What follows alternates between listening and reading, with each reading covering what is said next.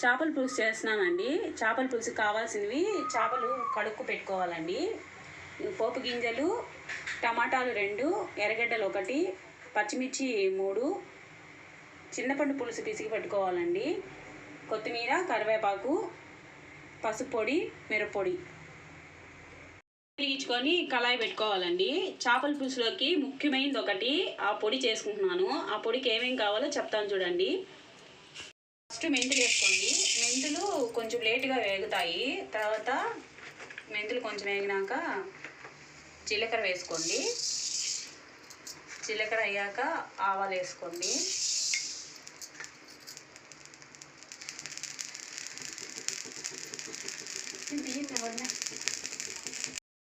ఇప్పుడు బియ్యం కూడా వేసుకోవాలండి.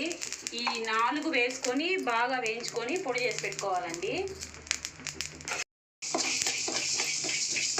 చేపల పులుసులో ఈ 4 వేస్తే చాలండి, ఇంకేం అవసరం లేదండి. చేపల పులుసు బాగుంటుంది.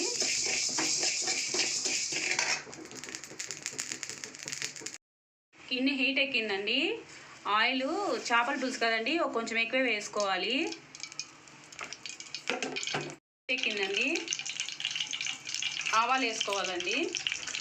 ఆవాలు వేసుకున్నాక జీలకర్ర కూడా వేసుకోవాలి.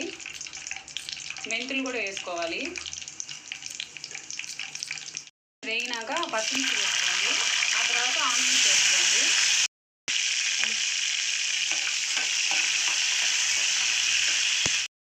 ఇప్పుడు పోపు బాగా వేగిందండి. ఎర్రగడ్డలు బ్రౌన్ కలర్లో వచ్చేసాయి. ఇప్పుడు టమాటాలు వేసుకోవాలి, కరివేపాకు వేసుకోవాలి.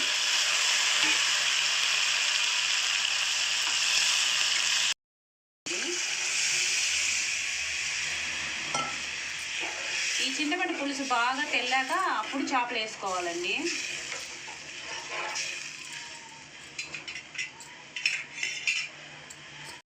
పులుసు తెల్లతా ఉందండి. ఇప్పుడు చేపలు వేసుకోవాలి.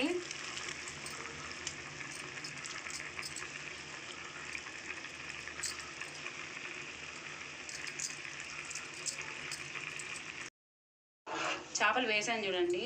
బాగా చేపలు పైకల్లా నీళ్ళుకుంటున్నాయి. బాగా కొత్తిమీర వేసుకున్నాను.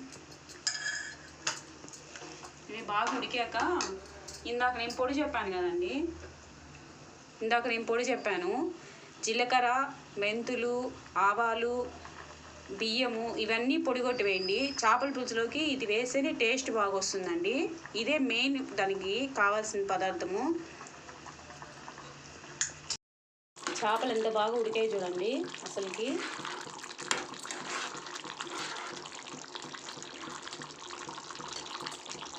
చూడండి ఎంత బాగా ఉడికి పైనే నూనెంతా తేలింది. ఇప్పుడు మనం పొడి చేసి పెట్టుకున్నాం కదా, లాస్ట్లో ఈ పొడి వేసి కొంచెం 5 నిమిషాలు ఉడకనిచ్చి దింపేసుకోవాలి.